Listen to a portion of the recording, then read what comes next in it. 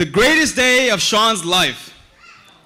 No, I'm not talking about today. I'm talking about April 7, 1995, the day he met his amazing, loving brother. For those who don't know me, my name is Steven, and I am the best man.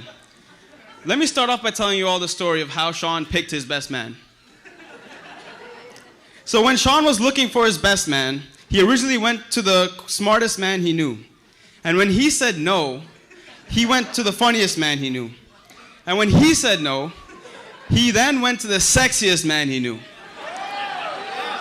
And after being asked 3 times, I finally said yes.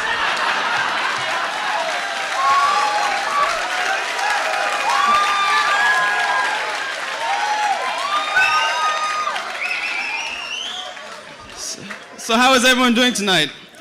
Good, good. Enjoying the wedding? Hasn't everything been so great so far?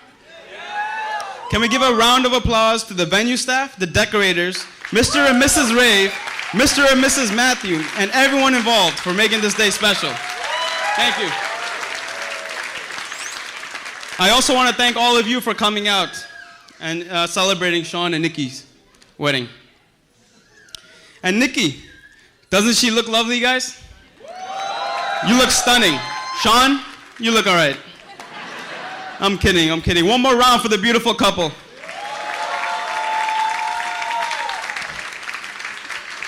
Now, Nikki, let me take the time to tell you about Shawn and how to prepare yourself for the next few years of your life. Well, the rest of your life, really.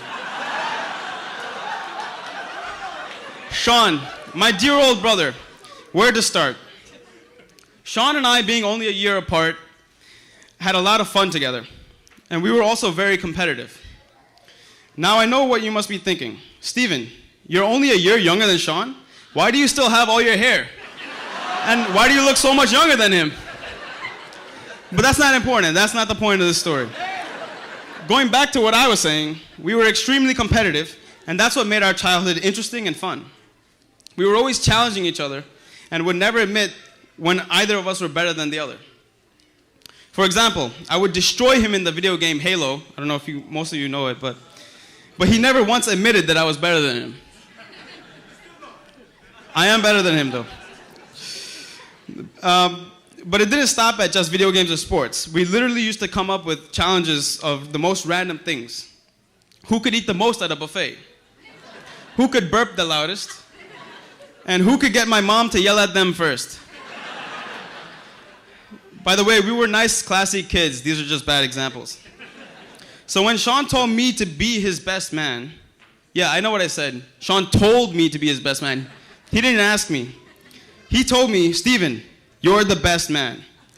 And it was the first time he's ever called me the best at anything. So I just want to take a moment to gloat. Shawn, I'm the best man and you're not.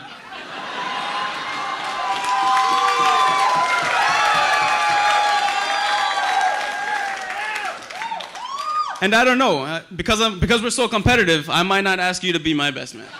We'll see, I'm not sure. Okay, so Shawn is a very considerate guy. He would do whatever he could to help me out. I remember when I was younger, I didn't like to eat a lot. It doesn't sound like a big deal, but if you're Indian, oh man. I rarely ever did anything bad when I was a kid. But my family viewed not eating on about the same level as doing drugs. I used to get yelled at every day by my whole family to eat more. Even to this day, I'm overweight, and I still get yelled at by both my amachis, my grandmothers that's in Malayalam, amachi. Years back, I remember when my family and I would sit down for dinner, my parents would fill my plate with an absurd amount of food, very disproportionate to the size of my body. And every night the same thing would happen. Everyone would finish their dinner and leave the table, and I would be stuck not being able to finish the dinner. And if I tried to leave the table, I would be yelled at or punished. So some nights I would end up sitting on the table for over an hour, or an hour longer than the rest of my family. But thank God for my considerate brother, Shawn. Actually, if you take a look at our old family photos, you'll see exactly where all that extra food I couldn't finish went. Shawn is also a very ambitious guy, and he tries his best to achieve any goals he sets for himself. Me being the caring, loving brother that I am, always did my best to support his ambitions. I'll give you an example. Everyone who knows Shawn knows he's an amazing cook. When he started to get into cooking years ago, I was the one who was supporting him and helping him. No, I wouldn't buy ingredients, I wouldn't cut the onions or anything for that, but what I did was way more important. I was the one who was always there to taste whether the food was good and critique it. And that's the most valuable gift you can give someone. I was there from the omelets to the pad thai to the beef Wellingtons. And let me tell you, it wasn't easy. I gained a lot of weight because of all the free meals he's given me. And Shawn, you're welcome for my sacrifice. And Nikki, you're welcome for coaching him. When he was younger, Shawn also had strong ambitions to become the next Shaquille O'Neal and get drafted by the NBA.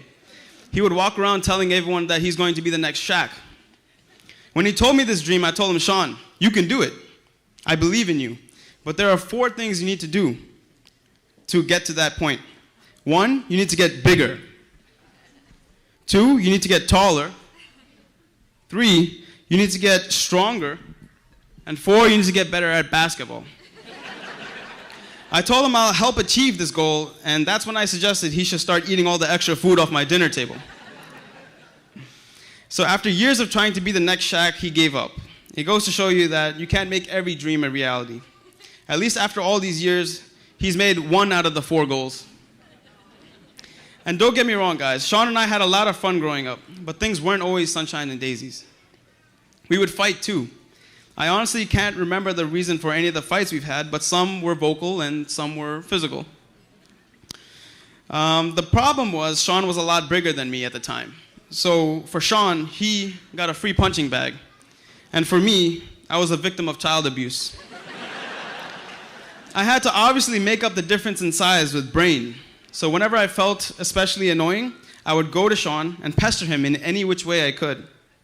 And then when he got angry and retaliated, I would put on a whole show, tears and everything, and so my mom would hear and come running and get him in trouble. It's a totally different story now, though. Shawn would never want to get in a fight with me because he knows what would happen if he does. Instead of crying to my mom, I would cry to Nikki, and she would teach you a lesson. And I'm not sure if you guys know this or not, but Shawn and I have a 3rd brother. I love the look of confusion on everyone's face. No, my mom's not pregnant. You can stop congratulating her.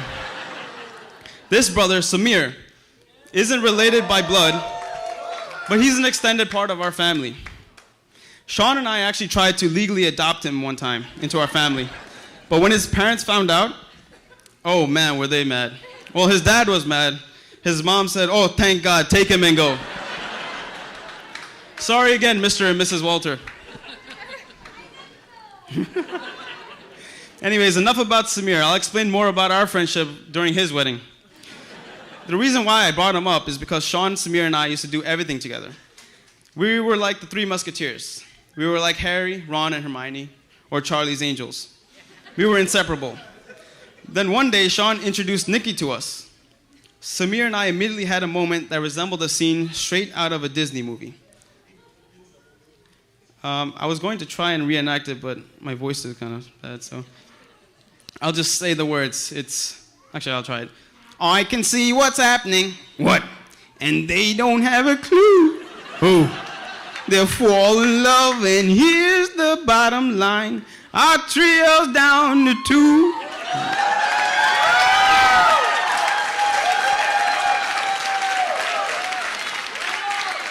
It was a bad impersonation, but my biggest fear was that Shawn would move on from us and our relationship would be hurt by it.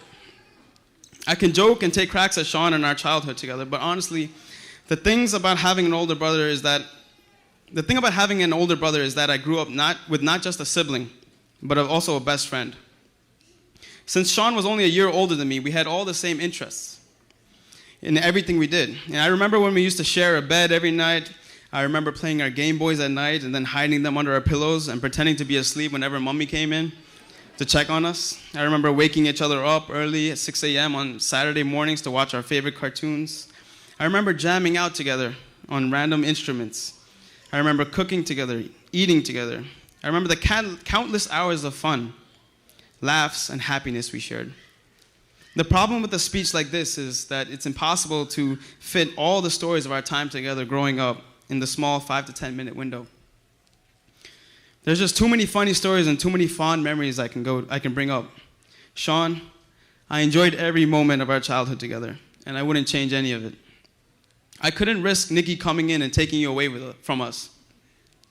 But eventually, I started to get to know the women who had stolen my brother's heart. I learned that Nikki and most of her family and friends are from Pennsylvania. Make some noise if you're from Pennsylvania. She actually told me not to tell you guys, but she said New York is 100 times better than Pennsylvania.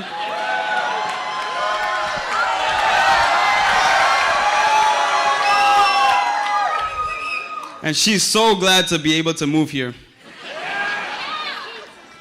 Those were her words. It wasn't mine. And I learned that she was God-fearing and that she put God first at the center of her life. I noticed Shawn and Nikki setting up alarms on their phones to remind each other to read the Bible together at the same time and to pray together. I learned that she was caring and loving towards not just Shawn, but to me and my family. That on my birthday or any of my family's birthdays, she would get us something small to show that she cares. I learned that she was ambitious and determined when I noticed that she would try her very best to meet and remember everyone in my family. I mean, take a look around the room. My family is huge.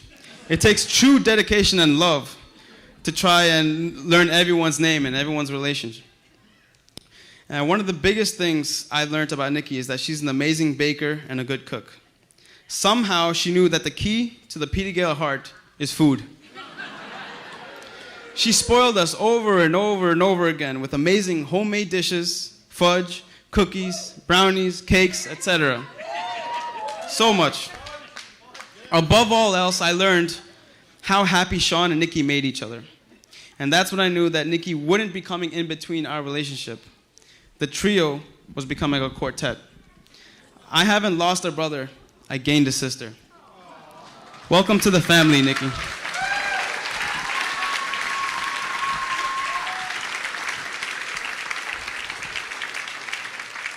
But before I conclude, I just wanted to mention one last story from our childhood. One day, Shawn, me, and one of our uncles were downstairs playing around, and I'm not going to mention which uncle it is, but his name ends with the letter J-I. If you know my uncle's names, that would have been a funny joke, because going in order from top to bottom, it's Reggie, Saji, Biji, Aji, and Moni. So out of those 5 uncles, only one of them, Moni, would be out.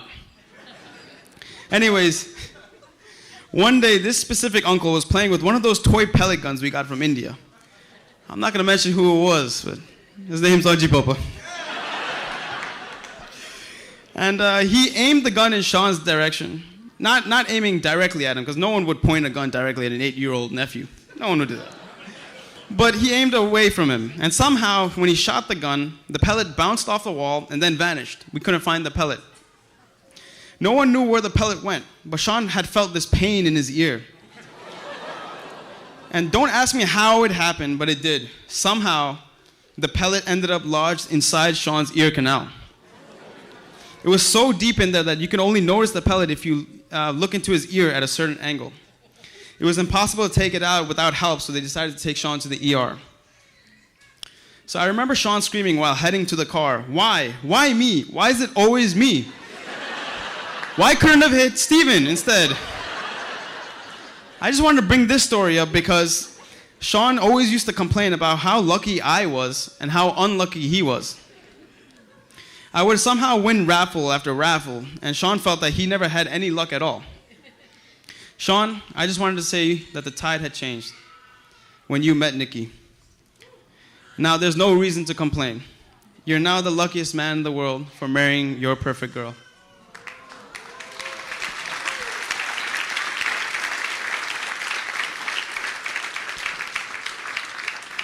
And there's a quote I found online Marriage is not about finding a person you can live with. It's about finding the person you can't live without. My brother has found that person. So let's all raise our glasses. Here's to a lifetime of happiness and love for Nikki and Shawn.